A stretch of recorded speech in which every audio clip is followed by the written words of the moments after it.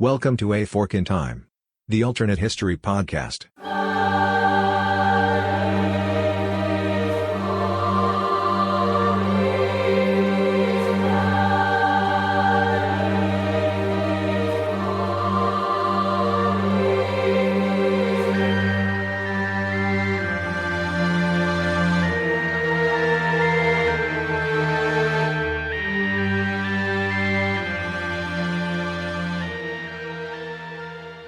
Welcome back to A Fork in Time, everyone, the alternate history podcast. It is Dylan in the host chair today with our usual Fab Four. It's me. I've got, in no particular order, Robert Koshu on the screen.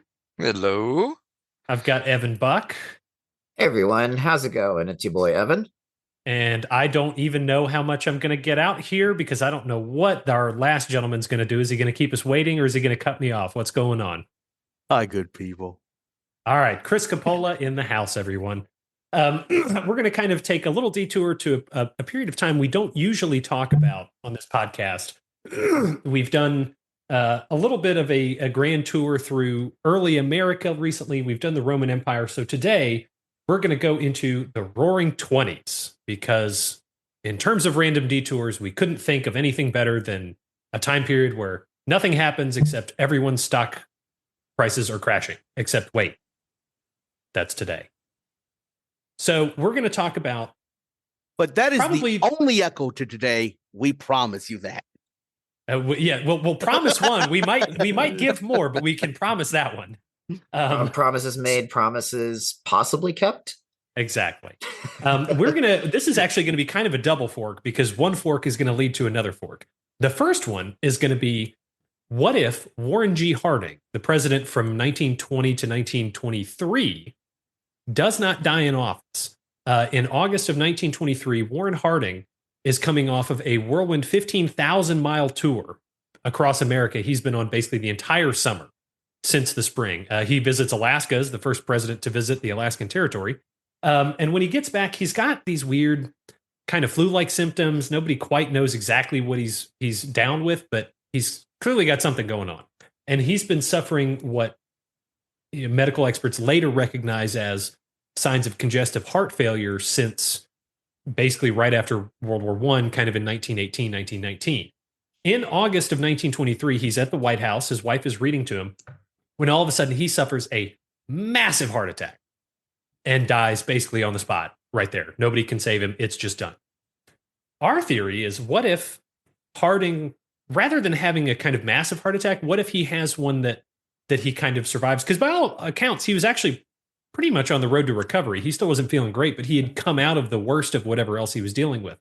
And may I just throw in here that during the research for this episode, I essentially stumbled across an article where Harding's doctors essentially straight up told him, hey, you should probably let up on those extramarital affairs that you have a penchant for because that's aggravating your heart condition. And I just think that's absolutely wild to me. I think that's absolutely hilarious that his personal doctors are like, yeah, you should probably lay off of the womanizing.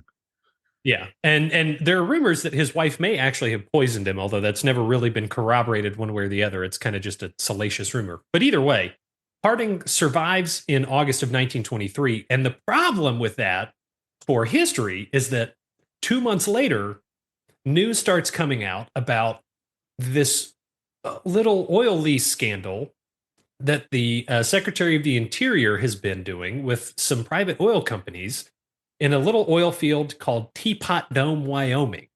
And this becomes, when it starts blowing up in late 23, early 24, it becomes... The scandal, not the oil field, right? Yeah, the scandal. Thank you for clarifying. Yeah, sorry. Although I'm just going to phrasing. throw out, oil companies would never do anything tit for tat negotiation with the government to get something in particular. That would never happen. No, never. Well, and Teapot Dome can't explode because there's no deep water under it, so it's fine. It's on land. It's just crude. And exactly. it's just crude. It just happens to be next to one of the most massive ancient supervolcanoes. Yeah, well, I mean, the dinosaurs are already dead. It's not like they're not going to turn into more oil. But anyway, sorry, random tangent. It's early. We're off our usual recording schedule. So Teapot Dome breaks in 1923-24. Harding also is already dealing with a Veterans Bureau scandal where there's been some graft going on, the selling of government medical supplies to the public. There's some other questionable choices like the violent breaking up of either a railroad or a mine strike in 1922. Basically, Railroad strike. Railroad strike. Thank you. There was that, but then there was also the Mingo County War in West Virginia. Yeah. So basically, Harding, in our timeline, died he exited stage left right when the going was about to get tough. And in our timeline, Coolidge steps in as kind of the clean slate and runs in 24. But in this scenario, Harding survives his heart attack and is now a scandal-ridden, what was supposed to be a return to normalcy candidate after the craziness of the First World War, but now is looking like he is anything but normal because he can't keep the scandals from going to government. It is not the official policy of a fork in time that corruption at the highest levels of the U.S. government is not normal. Correct. This is more blatant corruption than normal, at least for this period. We're still pre-Watergate. We got to give ourselves some credit. Blatant. Yeah. So and let's also remember that up until this point, Harding has probably enjoyed some of the highest approval ratings of any president in a very long time. Yeah, he was very highly regarded. He was very highly regarded. He ran a good campaign. His managers were great, and he obliterated his Democratic opposition, James Cox, by 60% to 34%. So in terms of politically his standing in the 1920 election, we just came off World War I. We just came off of Woodrow Wilson and the shadow presidency. I don't know exactly when all of that necessarily came to light, but I think it was decently well known that he wasn't in the best of health. And Americans were clamoring for this return to normalcy. And so Harding and Coolidge were elected on this platform of basically being the good opposition candidates to everything that was going on up until that point. A knee-jerk reaction to, getting involved in World War I, all these sorts of things. So Return to normalcy, cut the excess business tax, cut the tax, yes, cut exactly. the income tax, and all the excess funding spending. the war, and also just to think about all of the first Red Scare we are coming out of. Right. Yeah. This is really kind of this was actually one of the, okay, I'm going to go ahead and break our promise. During this first Red Scare, there were a lot of people detained and deported because of their beliefs. Mm-hmm. Mm-hmm. So that happened back then as well. But that, I talked a little bit about the Mingo County War. There were police strikes in Boston, general strikes in Seattle. And I think a lot of that unrest as well, not just the disruption of the war, but a lot of the other disruption scared Middle America. Yeah. I think suffice it to say, despite the, what is going on in the political environment, right after Harding passed away, essentially, up until that point, as we discussed in the, the pre-podcast, Teapot Dome was kind of simmering under the surface. It didn't explode. It didn't become the Watergate before Watergate. But there were Senate investigations. La Follette who ran as a progressive candidate, a third-party candidate in our timeline. He was starting the Senate investigations. I'm going to ask you, La Follette. Wisconsin? Robert La Follette. He's a senator from Wisconsin. We know about him, but not everybody does. Yeah, Robert La Follette. So he was a very old school Republican progressive of the Teddy Roosevelt stripe. Led the Senate investigation into Teapot Dome, which is going on this whole time. And as it breaks after Harding survives, this kind of puts what was kind of a sort of rock solid Republican kind of establishment in terms of, Harding in 24 or Coolidge in 24 in our timeline. That kind of throws all this out of the water, which is interesting because the other really weird thing about 1924 is the Democrats are an absolute hot mess. Again, only time that's ever happened. Clearly. Oh, 100%. This is I think this still might be the icing on the cake. So then just to before we get 1924 Democratic Convention, 103. Yeah, ballots. 103 ballots. And until there were people who were literally trying to railroad their candidate through purely by the fact that the hotel bills for the people going to the convention would run up too high. That is how long this convention was dragging on for. Yeah, the Tammany. So the Democratic Convention in 24 is in New York for the first time in like 2.5 decades. There are, I think, something like 20 or 25 candidates, even on the 100th ballot. I think there were like 12 or 13 candidates who did not have 5%, and they were still in the running. It was only on the 103rd ballot that the Democrats in our timeline finally selected basically the third place guy who had kind of stuck it out just out of sheer obstinacy as the actual presidential candidate. Davis, John W. Davis, I think was John his name. Davis. Who went on to get the lowest vote total for any percentage-wise for any Democratic nominee in history. Yeah. He basically, Coolidge does the same thing that Harding does in 20. He spanks the Democrats. He gets like 60% of the popular vote. He gets 380 something electoral votes. His popular vote margin's 2.5 million. So in our timeline, this is just kind of more of the same in terms of the electoral victory of the Republicans. But in this timeline, things might be a little different because in this sort of chaos of the Republicans with Teapot Dome, especially with a living Harding, there is a true dark horse, not even really in the political sphere, who at the time ran for Senate in 1918, though. Ran for Senate in 1918, but he was actually polling in opinion polls to beat Harding in July of 23, and he wasn't even a candidate. We're talking about the one, the only, the founder, not really, of the car and the assembly line, neither of which he actually invented. He perfected the formulas. He perfected, but he did not invent, despite what his PR team would say. Mr. Henry Ford himself, probably the greatest industrial tycoon of the period since the days of Standard Oil and Rockefeller and Carnegie. Keep in mind, yes, but we're not but 10 years from those people. Exactly. Yeah. He's basically the successor of both of those guys wrapped up into one. At one point in the late 19 teens, 50% of the cars in America were Model Ts. Literally 1 in 2 people who owned a car bought it from Henry Ford. And they were all black. You can get any color of Model T as long as it was black. Yep. Exactly. And this is a man who has been in the headlines for, in the early 1920s, he institutes a $5 a day wage for his line workers, which at the time is ridiculous. It basically doubled the standard. And I converted it to $25. It's like $195 a day, which is incredible for a sort of mainline factory assembly worker. It was only 3 years after that he was pushing for the 5-day work week. Yeah, so he instituted that had to be on work his week. mind at 40-hour that work point week as well. Yep, Yeah. 40-hour work week, 5 days.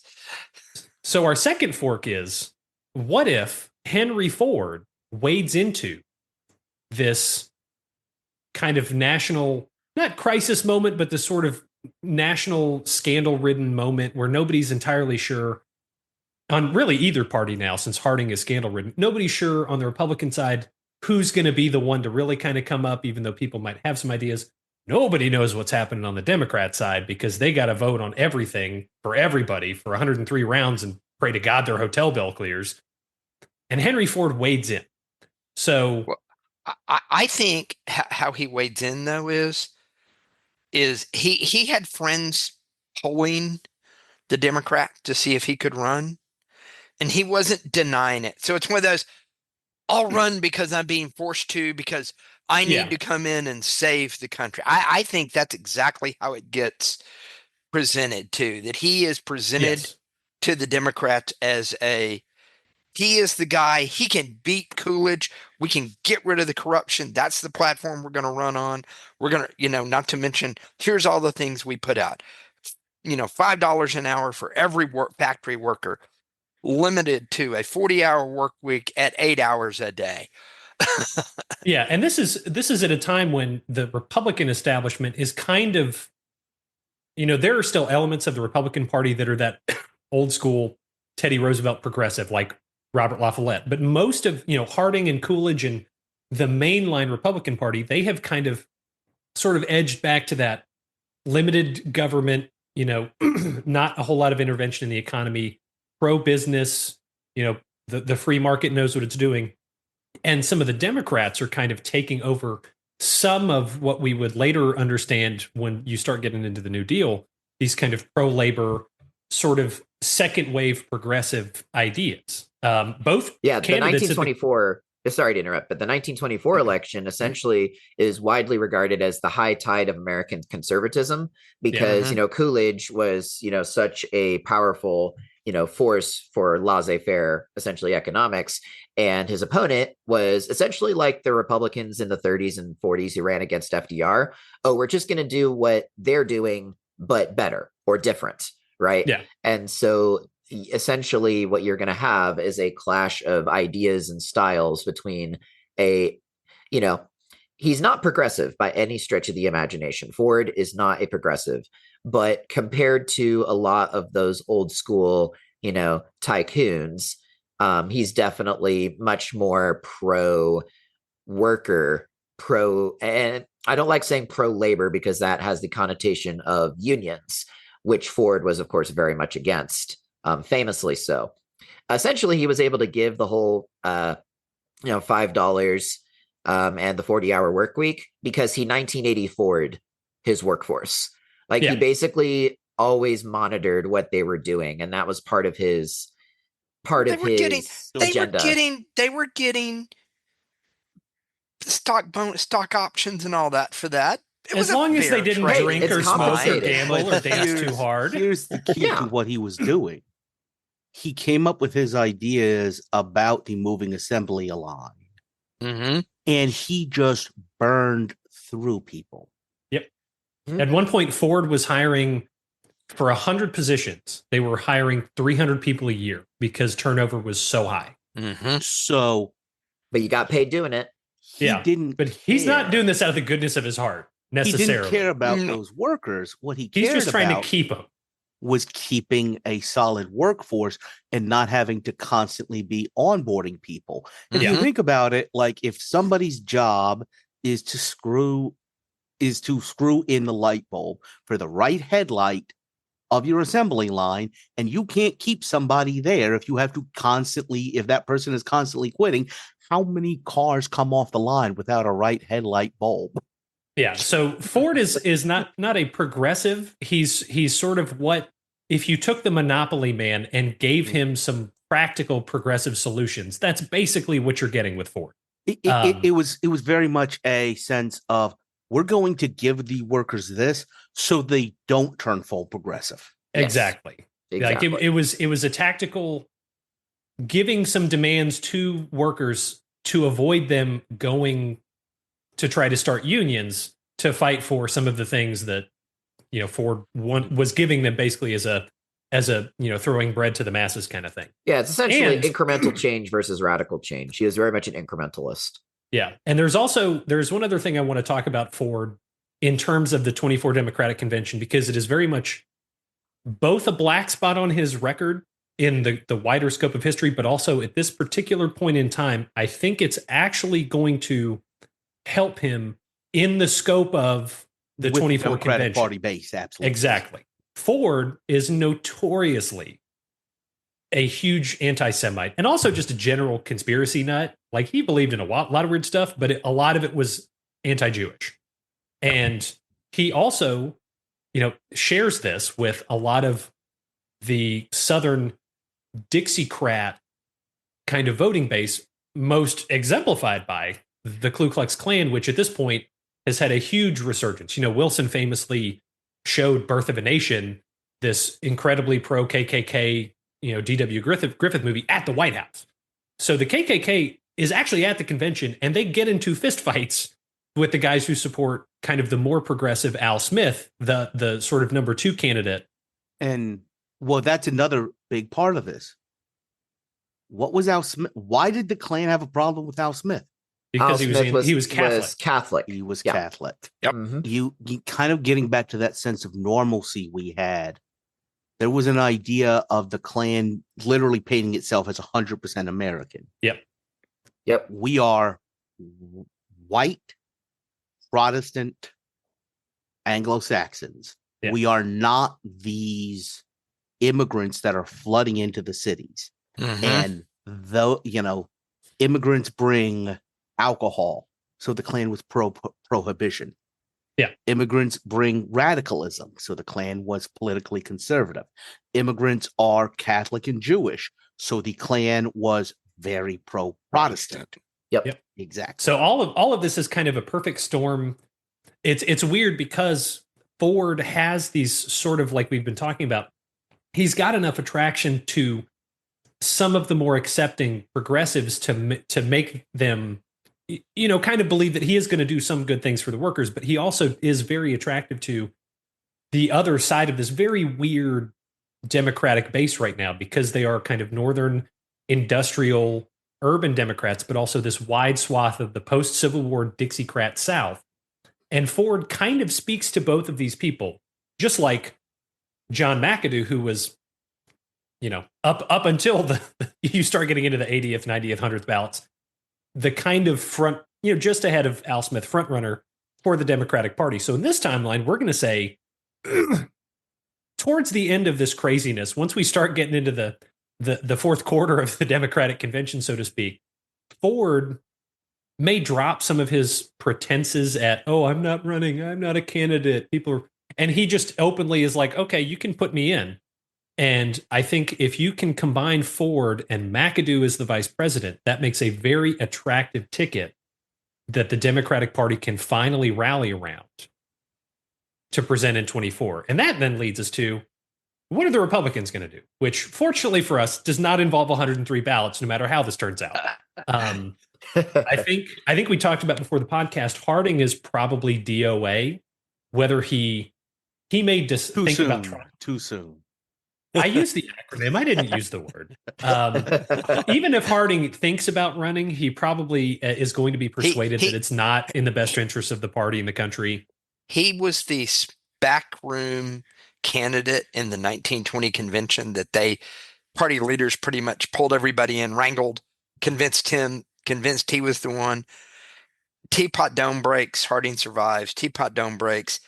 The same back room comes together and tells him, you're done. Your health is not going to allow you to continue to be because God knows we can't have another Woodrow Wilson with Edith running the country situation. So, he's cooked. Yeah. I think he's convinced to bow out as gracefully, I put in air quotes, as he can, and appoints Coolidge as his heir apparent. Yeah, and so Coolidge, there's probably a few other names tossed in, but Coolidge is probably the natural successor for the mainline Republican establishment. And then the question kind of becomes, who is his vice president going to be? And there were some names thrown around. If you look at the convention, there are some names that you would recognize, either suggested candidates that dropped out, like Charles Evans Hughes. Some other people, Herbert Hoover declined to run at one point. But there were also, some names thrown around for vice presidential candidates. And the one that probably has, we think, a decent chance of making the VP is Charles Curtis, who later would become Hoover's vice president, and is a Republican congressman for a good bit of time around this time. He's been in and out of Congress since the late teens. He's in the Senate, actually, at that time. Oh, is he in the Senate? Okay. From Kansas. Yes. And so he presents, Coolidge is a Northeastern Republican, kind of that, sort of just like the urban Democrats have a contingent up there, so do the Republicans.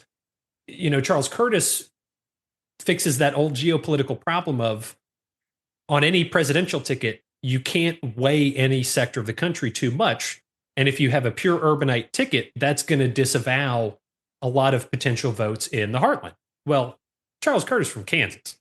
So he is a natural fit to kind of do that classic presidential election thing where he helps get the rural vote. So in 24, we have Henry Ford and John McAdoo for the Democrats versus Calvin Coolidge and Charles Curtis for the Republicans. You can probably guess what we think is going to happen, but I'm going to throw it to y'all and say, who do you think is going to win this bout? I think that for as much as Coolidge has, in our timeline, goodwill essentially being the squeaky clean, alternative to Harding, I think it's just too much of a boat anchor on him in terms of unpopularity for him to be able to move past that, even if he was himself not personally involved. And I also think that Ford was probably at this point, I would say he was at the apex of his personal popularity, I would say. Like, as we referred to earlier, he didn't really even run for the Senate. He was drafted essentially at the request of Woodrow Wilson. And he was like, I'm not even going to campaign. And he only lost by like 2,000 votes. And he didn't even campaign. Like, his opponent had to spend lavishly just to beat him in 1918. So in the 24 election, in June of 23, I believe Ford was either like narrowly losing or narrowly beating Harding. And then in July of 23, he was smoking him in those commissioned opinion polls. So I think the election would still be, it definitely would not be a Harding level blowout, just because in my view, the Democrats, up until this point, their, for lack of a better term, infighting, incompetence, is going to hamper them a little bit. But I think Ford and what his economic messaging is, and just his overall messaging of, hey, the return to normalcy was a return to the wrong kind of normalcy, which is corruption. Let's root that out. Let's not go for that anymore. I think that's going to be very powerful for the electorate. So I think it would be a decently close election, but not. Ford, I think, would definitely still be the clear winner. Well, and as honest as Coolidge looks in our timeline, you can hang it on him because Hoover, who was with Harding on the big trip where Harding died, he wrote at some point that Harding had asked Hoover if he knew of some great scandal, and if he knew about it, would he publicize it or bury it? Hoover said you should publicize it and get credit for integrity. When he asked for details, Harding said it was about Smith, but Hoover asked about Dougherty, and Harding refused to answer anything. And if we have more engaged congressional investigation of Teapot, that comes out. Yep. So, oh my God, the whole cabinet is tainted at that point. Exactly. And whether it's true or not, yeah. Well, you and run on it.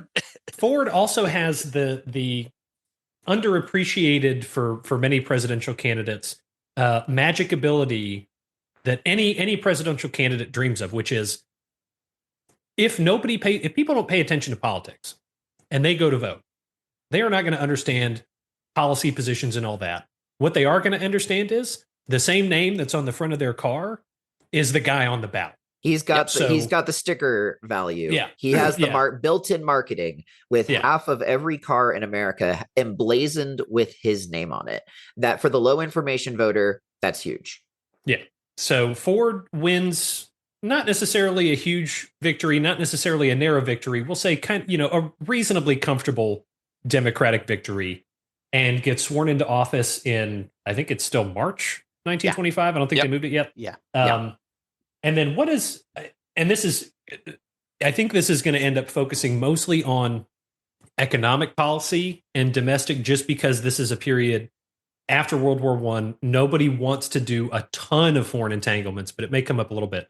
But what does Ford's administration kind of look like? This is the tail end of the 1920s. This is when the stock market, is really kind of starting to ramp up. It's not at the fever pitch yet, but it is on its upward trajectory, starting to escalate quickly.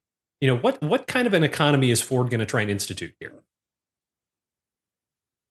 So the one thing I'd think about is Ford may bring a little bit of a different tone to the economy in this way.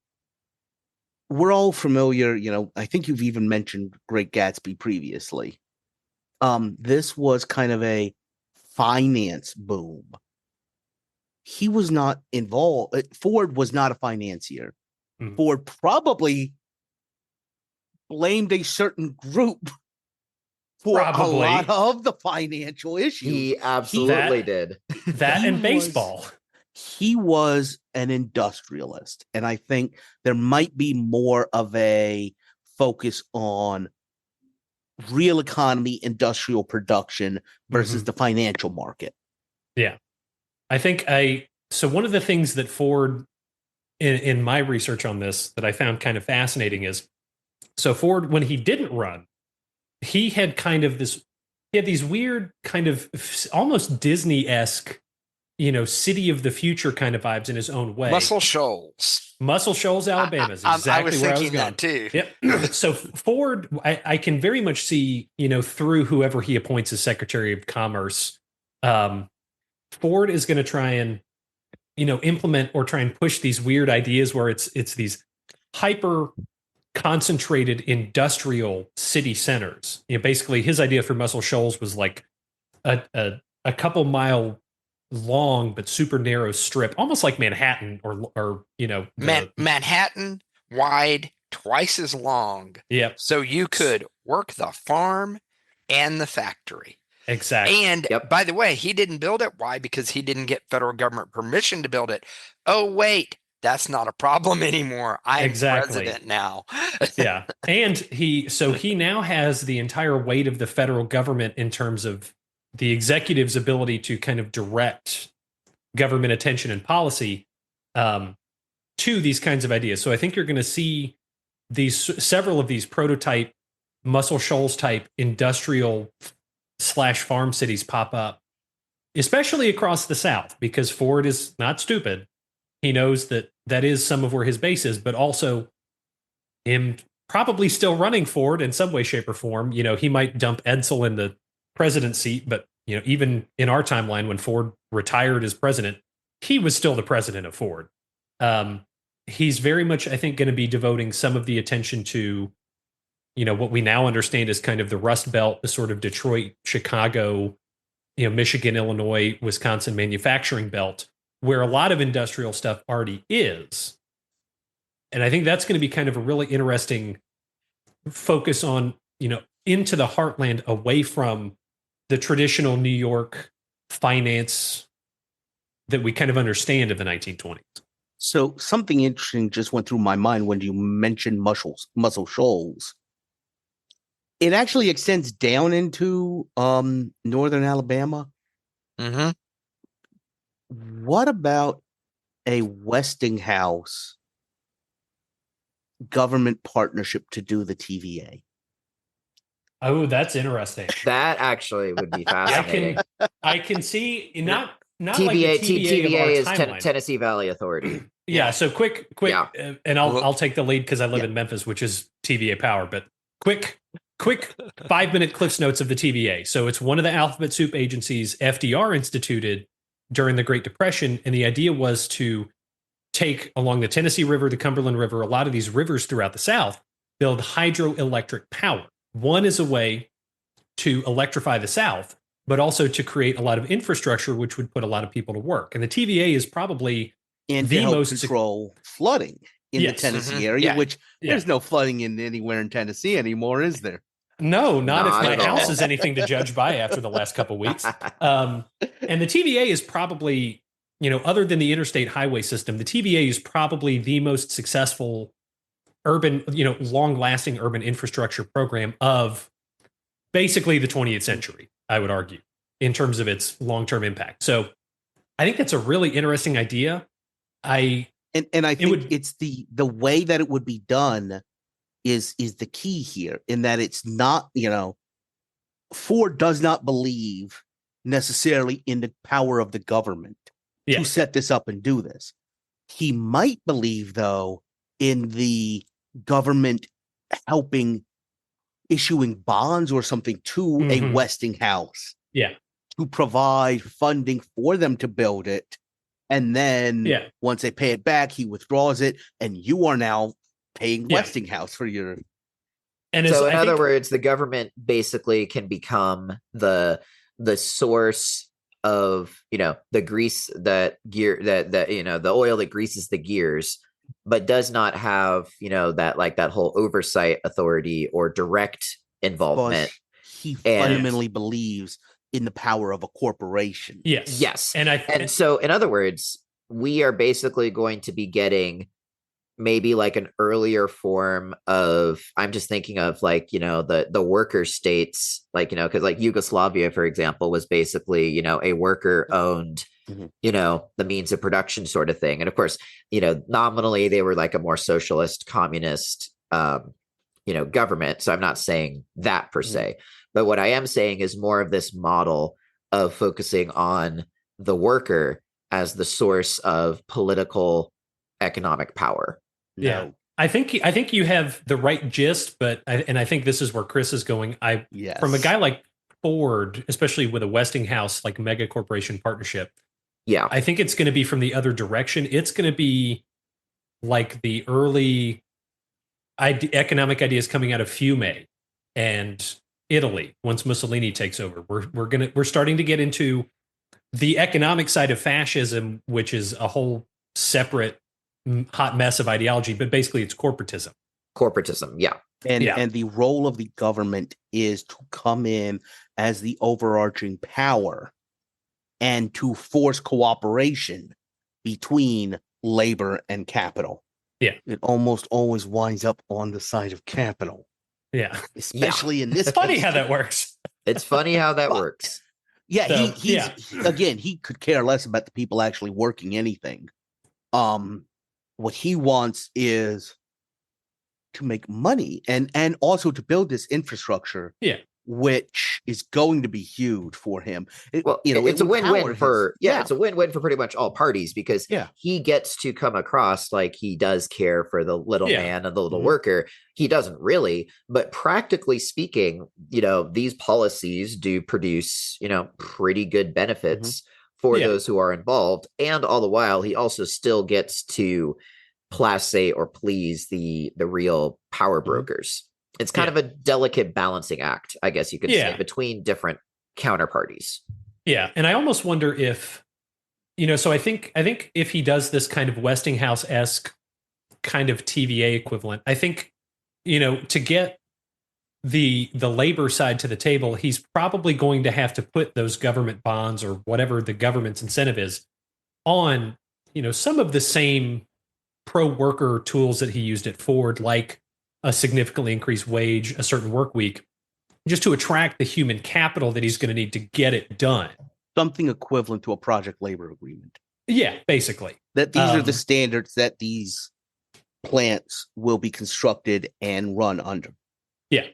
And so I think that then is going to, assuming this Westinghouse thing works. And I mean, this is going to be a project that's going to be going on the entirety of his administration, something of this magnitude. But I can imagine you starting to see discussions for this same kind of thing going along on other rivers, especially maybe in Ohio, Indiana, sort of the original Northwest Territory, maybe out west on the Missouri, as easy natural places, especially where you've already got rail concentrations originally for shipping like cattle.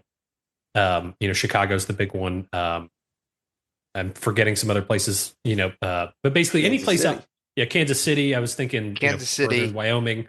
Those are going to be some other cities that are going to be interesting to see these kinds of quote unquote government corporate works projects to come. And here's something interesting. Oh, go ahead, Robert. If he ran Westinghouse through this, in the 1920s, Westinghouse also started kicking off broadcasting.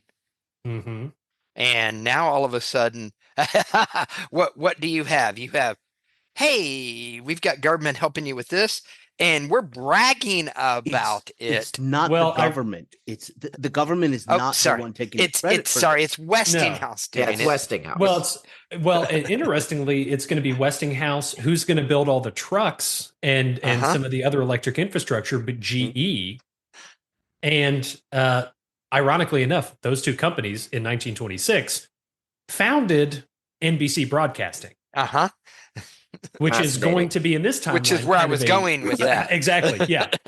Yeah. So I think you're going to see, kind of an earlier corporate utilization of radio, not as like a quote unquote propaganda tool, but definitely radio is going to be very pro corporate, also kind of pro Ford government advertising all these projects. It's going to be a really interesting sort of late 1920s Just say picture it. that we're laying out. NBC is Fox News for Ford at that point.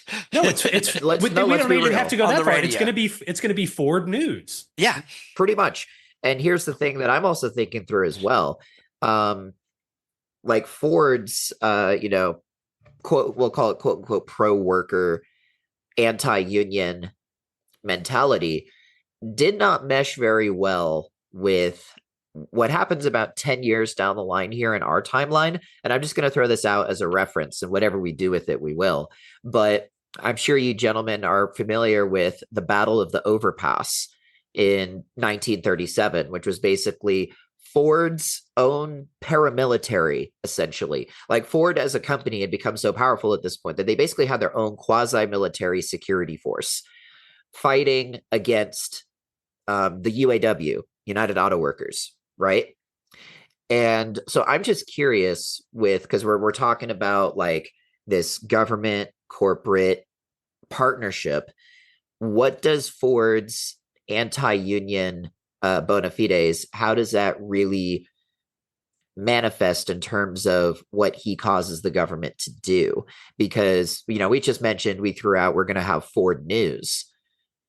Do we have Ford calling in the National Guard, basically, to any place that is fomenting pro-union sentiments? Yeah, first, yes.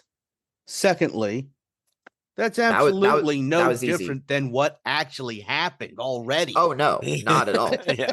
Not at all. So that is not different at all whatsoever. Well, and I you want to talk about a company having a private military? Okay, have you ever heard of the Pinkertons? That's exactly what I was going to say. Yep. So this is not a departure whatsoever from what was actually going on. I don't think it's a departure at all. But what I think is more, it becomes more entrenched, I would say, because we have an industrialist who was, never a politician, before this point. Again, another promise broken of not referencing current events.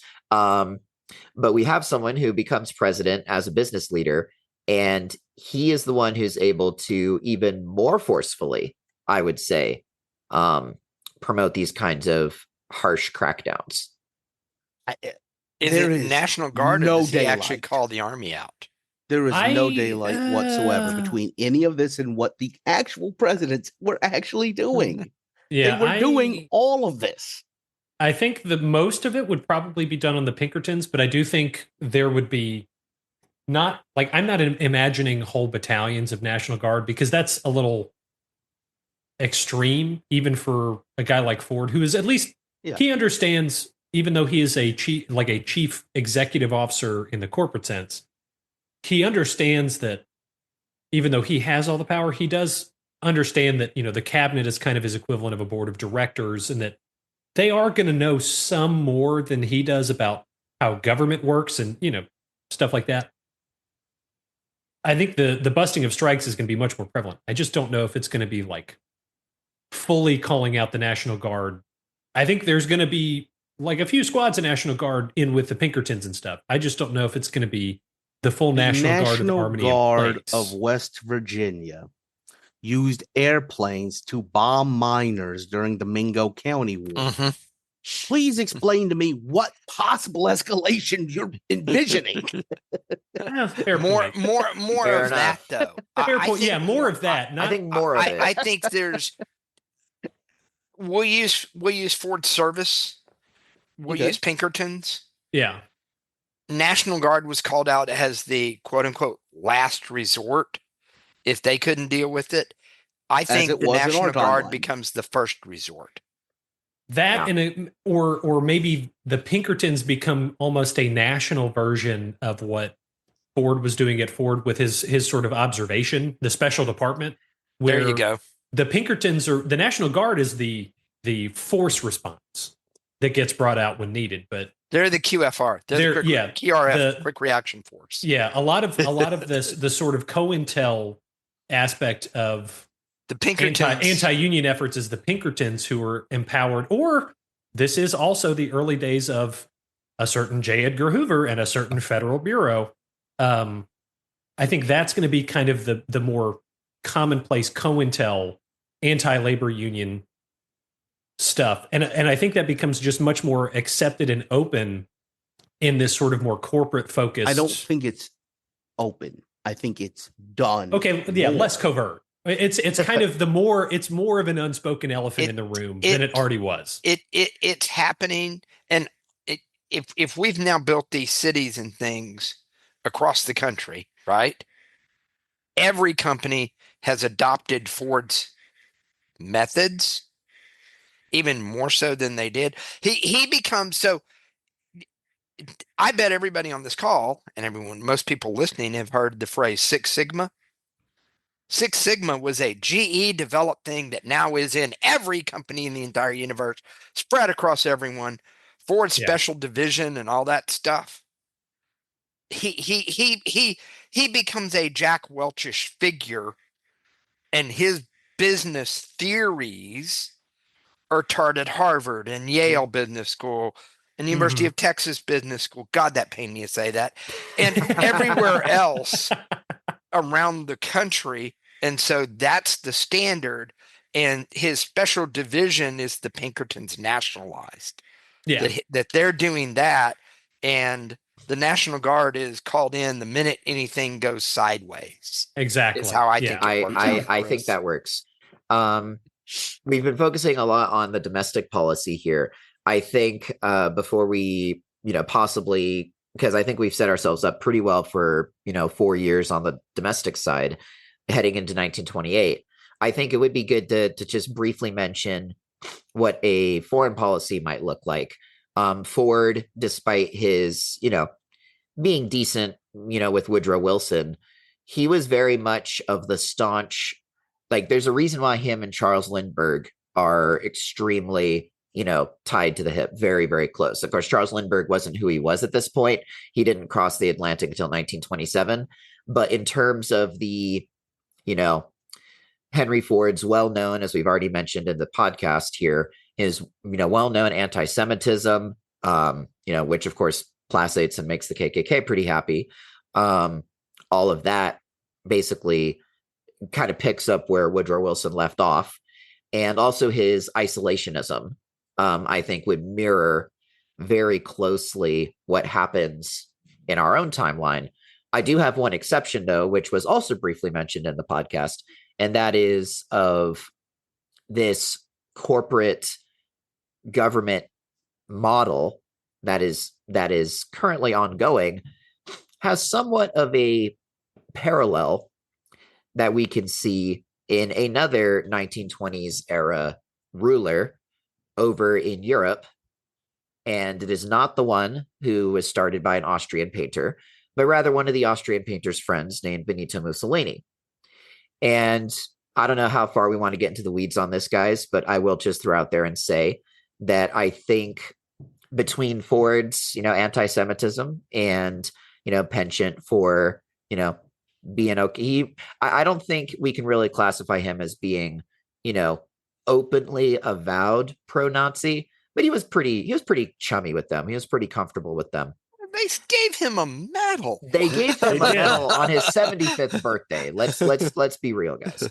But between all of that we already know about him in our timeline, and Mussolini, all of that, kind of those Axis powers, fomenting and starting, I think in terms of a foreign policy element, Ford would retain the isolationism, retain the anti-Semitism, but probably build a little bit of closer ties with Italy just because of the ideological and pragmatic similarity between his philosophy that he's instituting in America and, Mussolini's hot mess of fascism that he's instituting. So I agree with that. I actually think there is one more important thing that the U.S. is more isolationist on than it even was in the 1920s. And that is the Dawes Plan and the Young Plan. For those of you that aren't familiar, because I know that's a deep cut, those were American plans to help finance the Weimar Republic.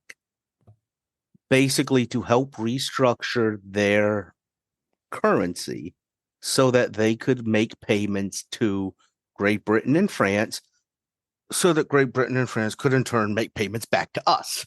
Was it basically a financial version of the Marshall Plan, trying to help them rebuild a little bit? Somewhat. To some extent. It was a lot of loan forgiveness, and it was a lot of, this is still the era of the gold standard, so there was some species transfer, that kind of stuff.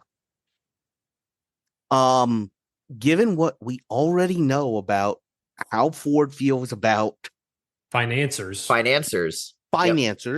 yeah, and also the Weimar Republic, he's not going to be as big of a fan of that. Yeah. So basically, what I think happens is we all agree, TVA is a beautiful thing. It's going to set himself up. He's going to win in 28. The Young Plan was in 1929, and a lot of people say it didn't go far enough, and some of the bank collapses in Germany in 1929 because of all of the financial Versailles interlinking.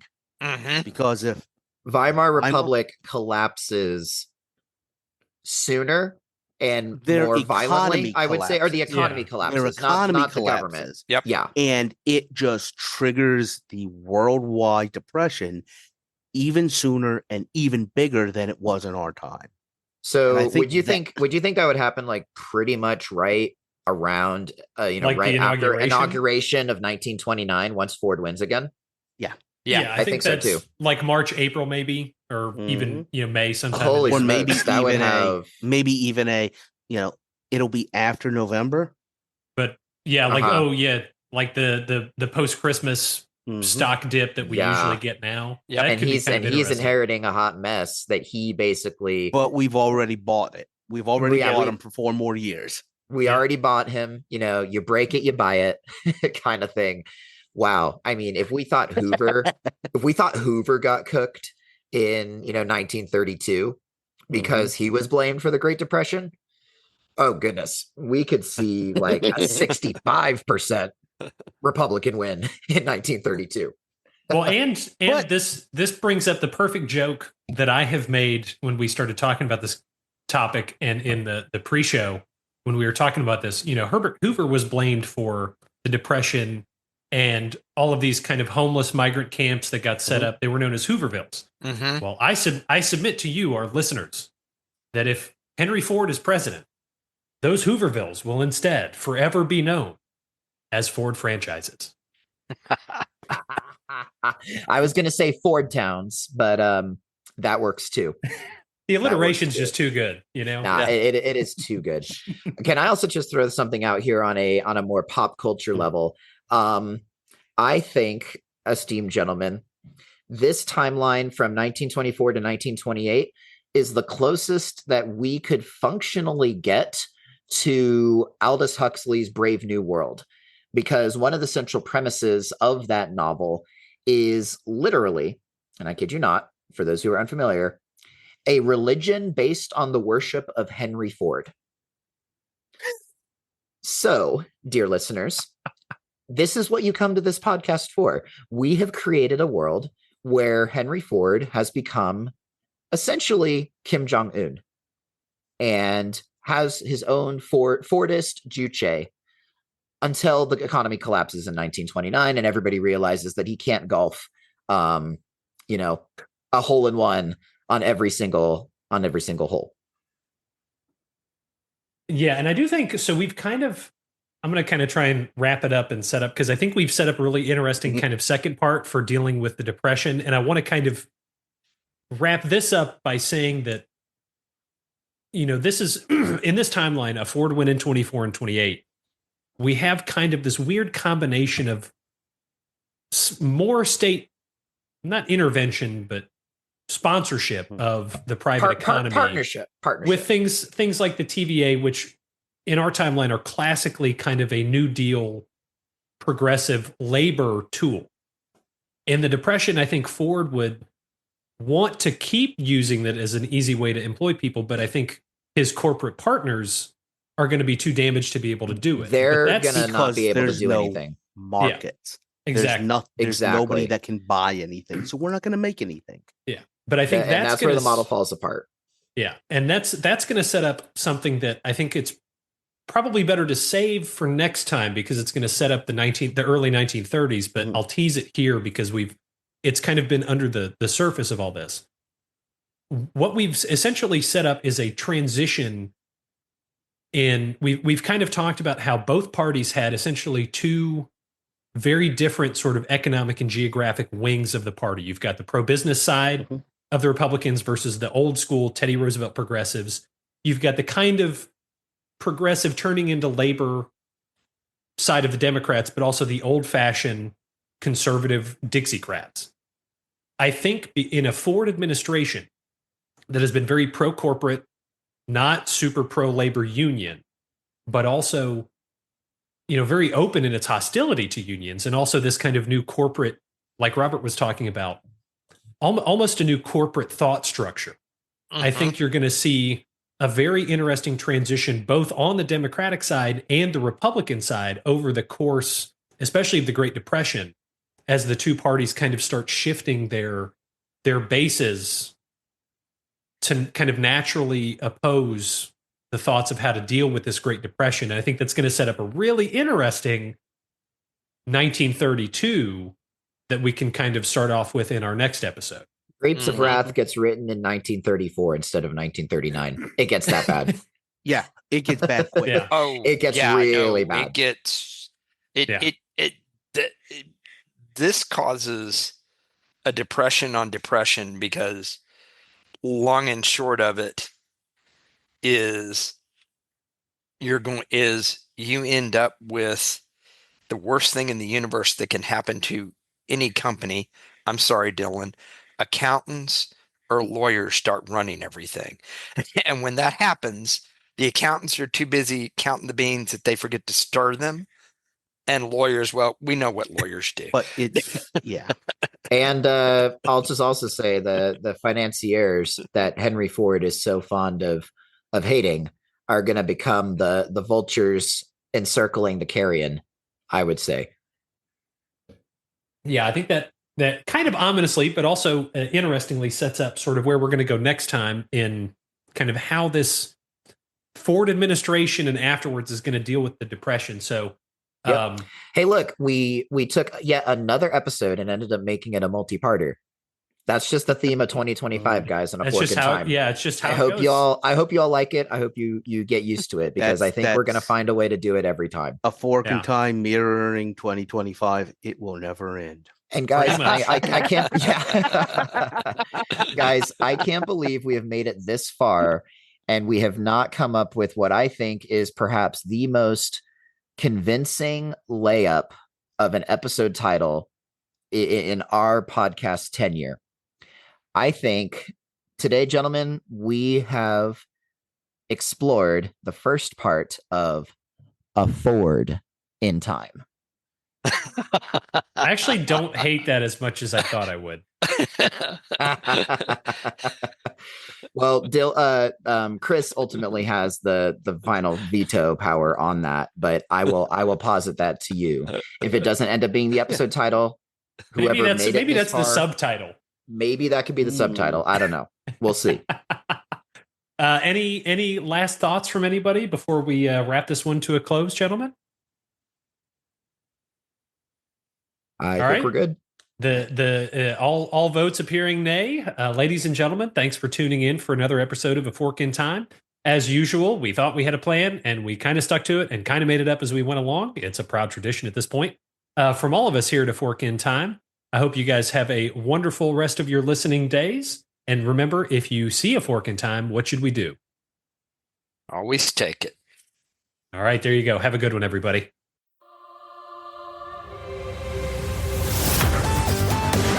Thanks for listening to A Fork in Time, the alternate history podcast. Learn more and provide feedback by visiting our website at www.aforkintimepodcast.com. Connect to us on Facebook at facebook.com/aforkintime or follow us on Twitter at AFIT Podcast. If you want to support the show financially, visit our Patreon page at patreon.com/aforkintime. We hope you will join us next time.